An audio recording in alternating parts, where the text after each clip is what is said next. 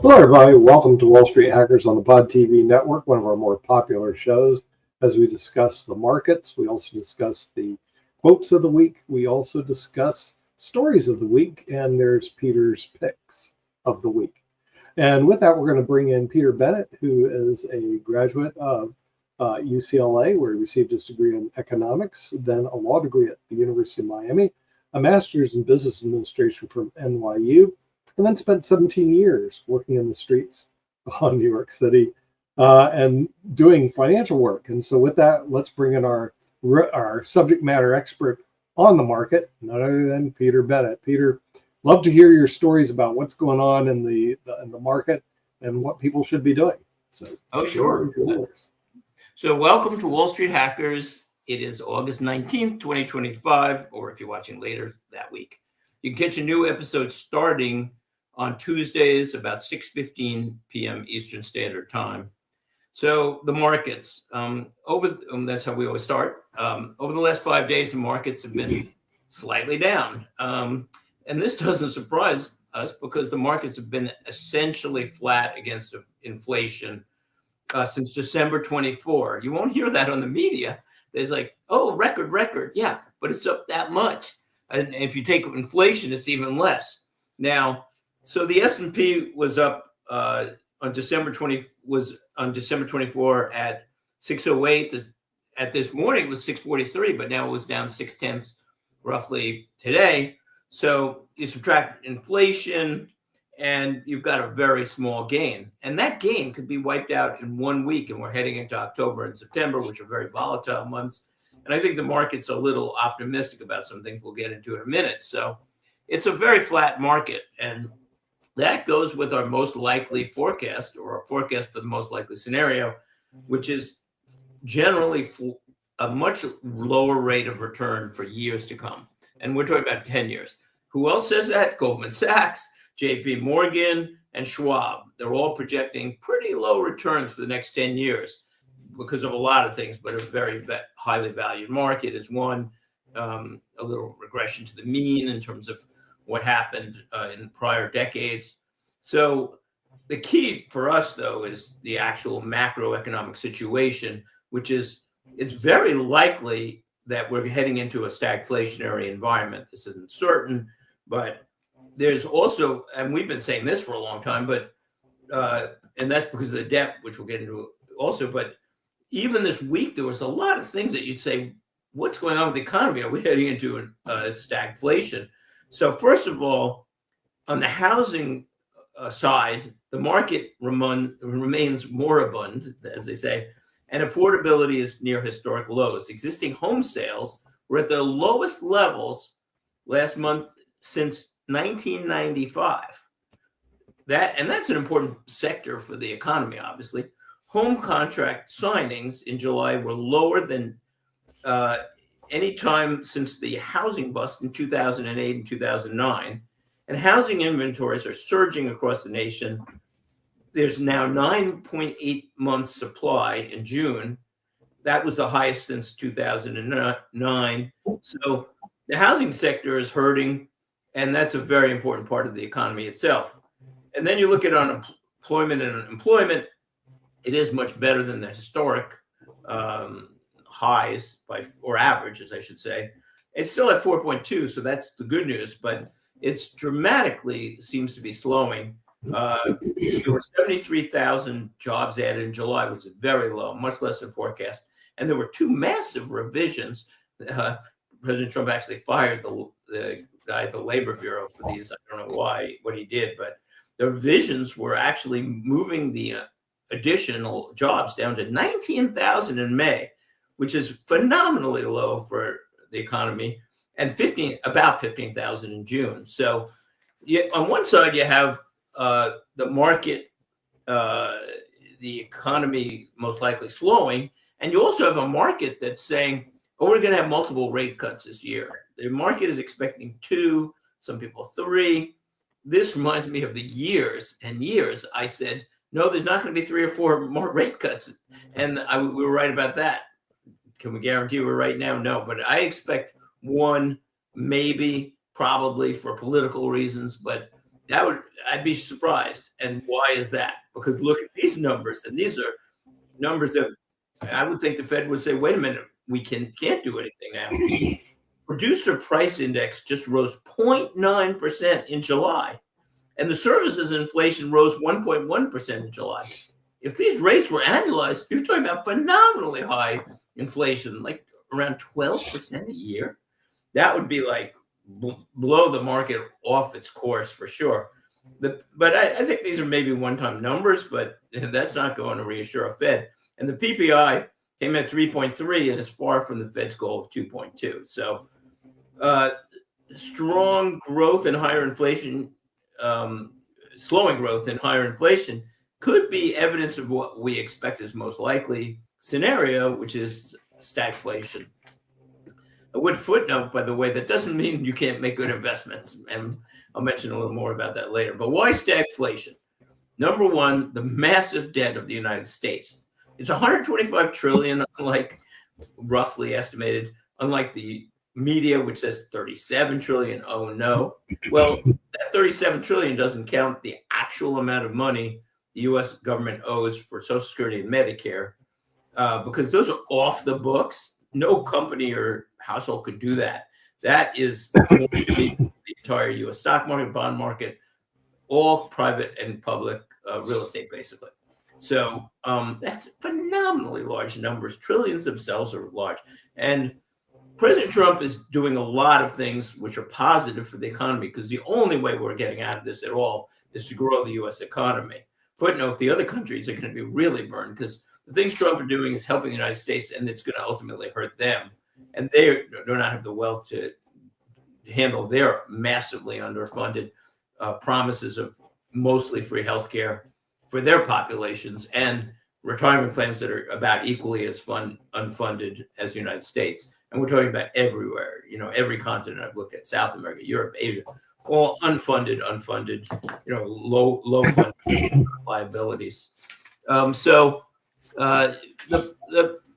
To leave on an optimistic note, this section, so that doesn't mean there aren't investments, but it means a few things. One, it means it's going to be tough to really get good returns. And I used to have a much wider portfolio, but I've narrowed it down to the safest things, the things I feel most confident in any environment. It's really tough to find good investments these days. And it takes a lot of work. I can spend a whole week and sometimes weeks and not find one company I'm interested in. It used to be like, oh, this is easy. There were so many. It was picking among opportunities in a good macro environment. But with the debt clock running, and we're talking about maybe 7 years until Social Security is running out of funds, Medicare, in the 30s. These are massive liabilities.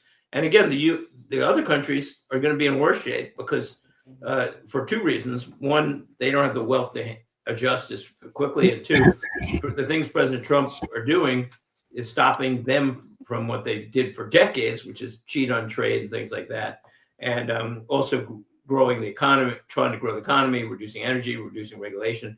So, but he is facing a 50-year developing problem. So the bottom line is, if he could do everything right, and it's uncertain, and that makes for a flat market too, by the way, if there's so much uncertainty.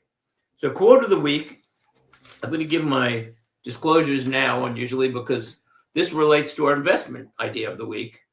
And so Wall Street Hackers is for entertainment only. There are no guarantees on any of our suggestions, except if you hold a bond to maturity. And we're going to be talking about muni bonds today in an unusual opportunity in our minds. These are only our opinions. Consult your financial advisor. Hopefully they're good. Okay. So here's the quote. It comes from Barron's August 11th magazine. Municipal bonds are attractive for investors concerned about taxes, said Bill Mertz, head of capital markets research and portfolio construction at U.S. Bank Asset Management Group. With munis as opposed to treasuries, investors can go long in maturity and lower in credit quality for extra yield. It's a nice opportunity for highly taxed individuals to lock in compelling yield without significant risk. So I agree with it pretty much, but I'm not going to go lower quality because I use my muni bonds as the ballast and safe thing. I'll take my risk with equity and just leave that as a ballast. So we'll get into that more in very shortly. The why President Trump should give me a call segment. So generally, I go with absolute facts, things about little known facts. Sometimes like EVs are so bad for the environment because of several factors, much worse than anybody has put together these studies. They have to combine two different studies or other things like that. But so President Trump has settled 6 wars so far, and some of them have been over 30-year wars. And I don't think the main media gives him any credit for that, or very little. But obviously, he's stuck on the Ukraine war. And here's what I think. When he said these things, I thought it was a little mistake, and he might disagree. But the other things I've said on this show, I don't think he could disagree. But what he said was when he was just elected is he was going to solve the Ukraine crisis in days. And recently, he said there was only a 25% chance of failure in the recent talks, and that's still to be seen. But he didn't come out with a definite victory. So I don't think this makes sense, most importantly from a negotiating standpoint, because I think Putin sees possibly that Trump wants to solve things. So that puts pressure on Trump rather than, being able to put more on Putin, because everything in a negotiation is where you're coming from. So Putin might think he has some extra cards in the fact Trump wants to resolve it and doesn't want to just force anything or whatever. Anyway, so I think he's losing a negotiating advantage. And I'd add that he set up expectations well too high. So he should have said 50-50, would have been the same thing to the media. If he gets it done, and he probably will over time, then it's going to be a huge victory, obviously. And I don't know how the media is going to spin that one, the ones that are just, Trump deranged. Okay, we get to the investment of the week. We've already said our disclaimers. They apply. So munis look very attractive as part of a portfolio. And obviously each person has to decide, their taste for risk, their age, there's a lot of factors. But here's what I like about munis a lot these days. One, you can get yields over 4% now, maybe like 4.3, 4.5 in very safe states and general obligation bonds. So these are some of the safest investments on the planet for sure. A few footnotes. One, I like GOs. Again, I use bonds as just a ballast, a safety point. If I'm going to take risk, I'll take it with MPLX, which isn't even guaranteed there. No guarantees. It looks great to me. It was down a little bit since I recommended it most recently at 50, but it's up a ton since I recommended it at 12 and 14. But if not lower. But I like general obligation because now a whole state's on the line. Two, I like the safest states. So I'm not buying Illinois, and I don't trust California. Maybe they'll cheat down the road, whatever.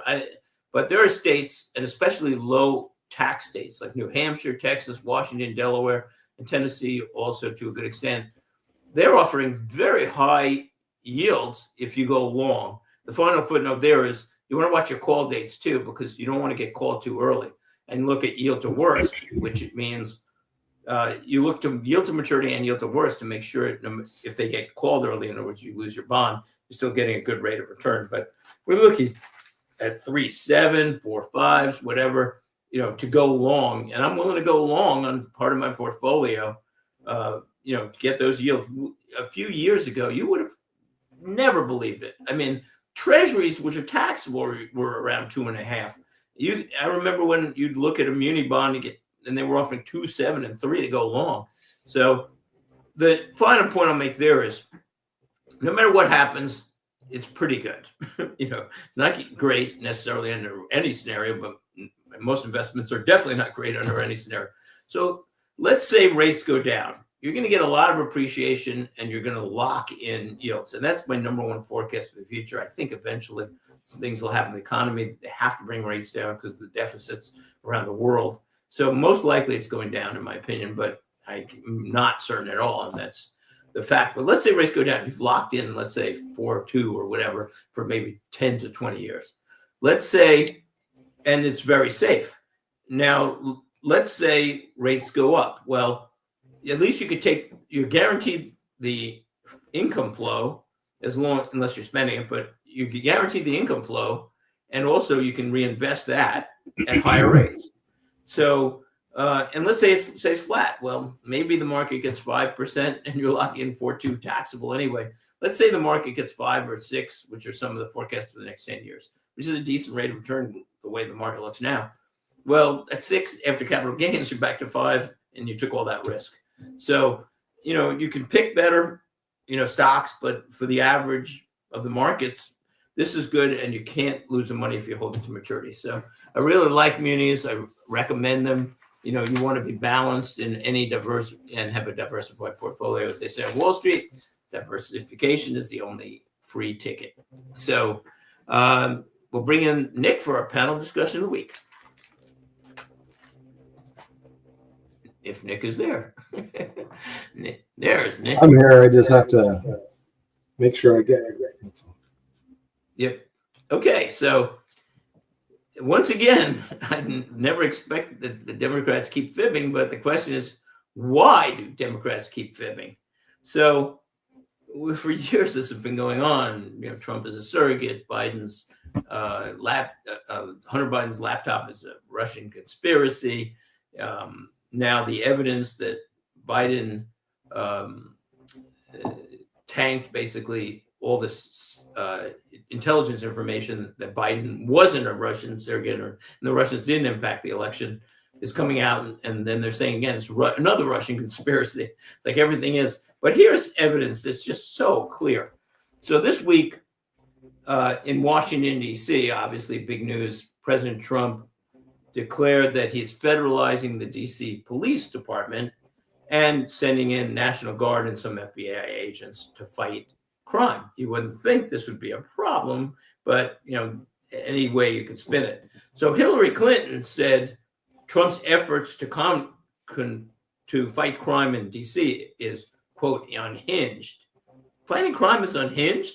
Okay, and by the way, of course, Hillary Clinton has Secret Service protection, but Minority Leader Hakeem Jeffries said, quote, violent crime in Washington, D.C. is at a 30-year low. Donald Trump has no basis to take over the local police department and zero credibility on the issue of law and order. So that's, again, he said a 30-year low. This is the Democratic minority leader saying that. In response to President Trump dispatching federal officers to the streets, Chuck Schumer said, quote, I feel perfectly safe. Of course, he forgot to mention that he has 24-hour taxpayer-funded security. So he feels safe, but he has security walking around with him. Yeah, I wouldn't feel like I was going to be mugged by that. So is D.C. safe or not? I don't think so, but here's some facts. One, there were 187 murders in 2024. That's up from 104 in 2002. And 5126 motor vehicle thefts, many up from 2667 in 2018.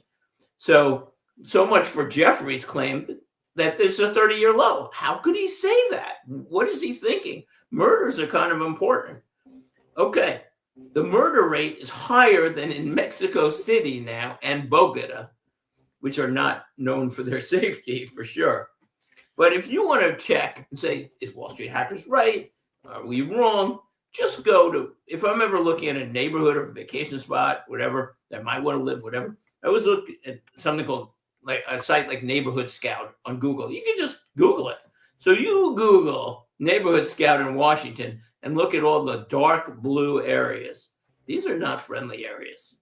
So Nick, why do the Democrats keep fibbing? Well, that's a good question. See, I'm looking to buy in Washington, D.C.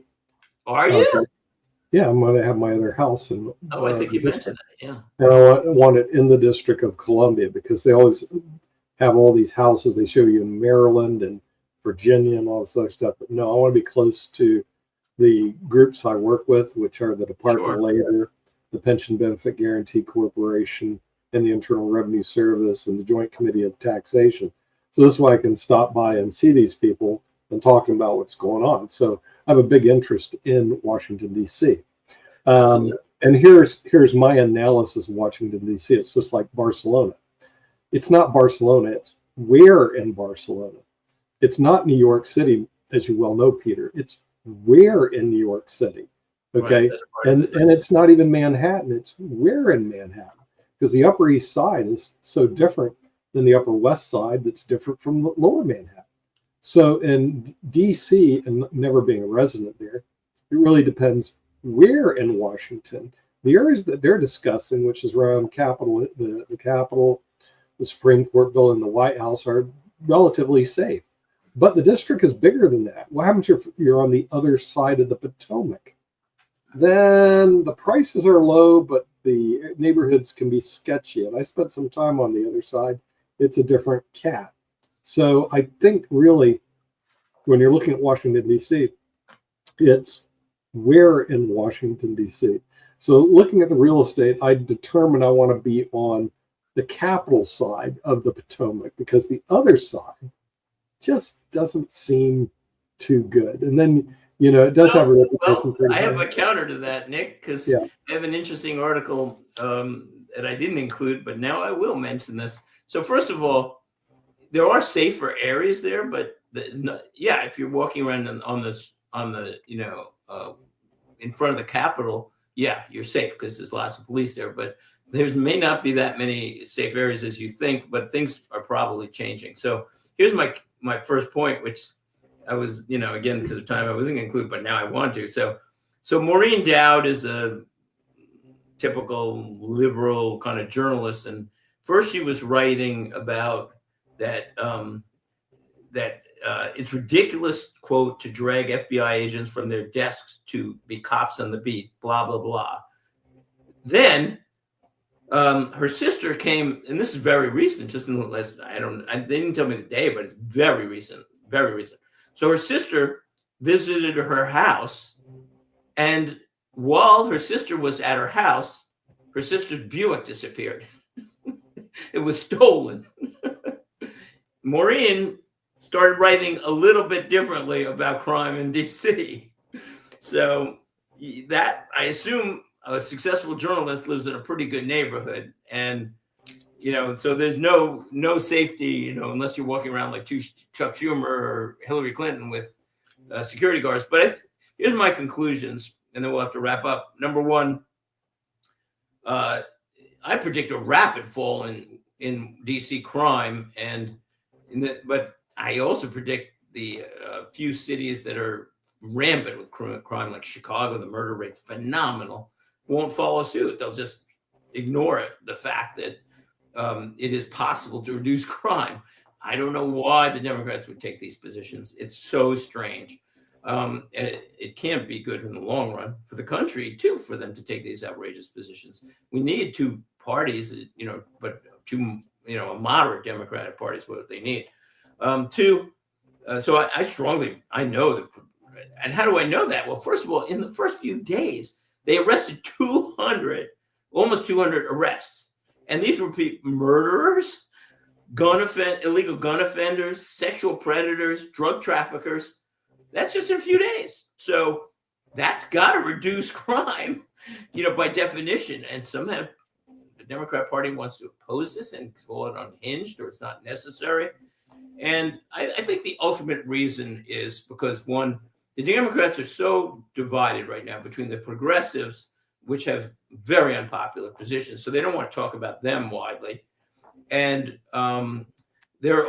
and moderates who seem to be losing power, and the moderates are the only ones probably will ever be able to get elected anyway. But they're shifting to the left unbelievably on positions from crime to transgenders to so illegal immigration, to open borders and things like that. So these are not popular opinions. So all they have is attack.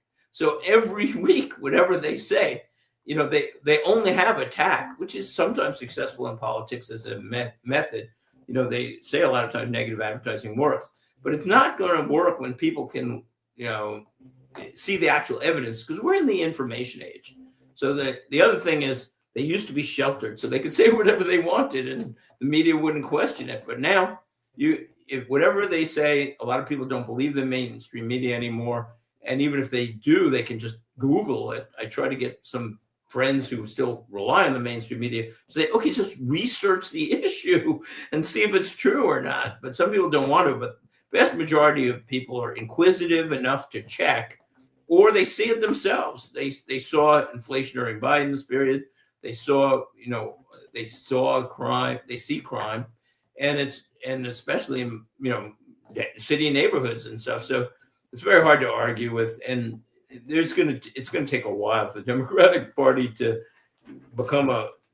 transform itself into something much more moderate. And it may take years, and it's not good for the country. It just divides the country.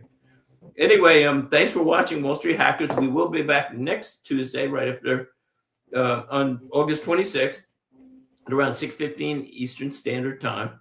As Kim always says, get healthy and get wealthy. And that's the name of the game. All right, we'll see you. Bye-bye.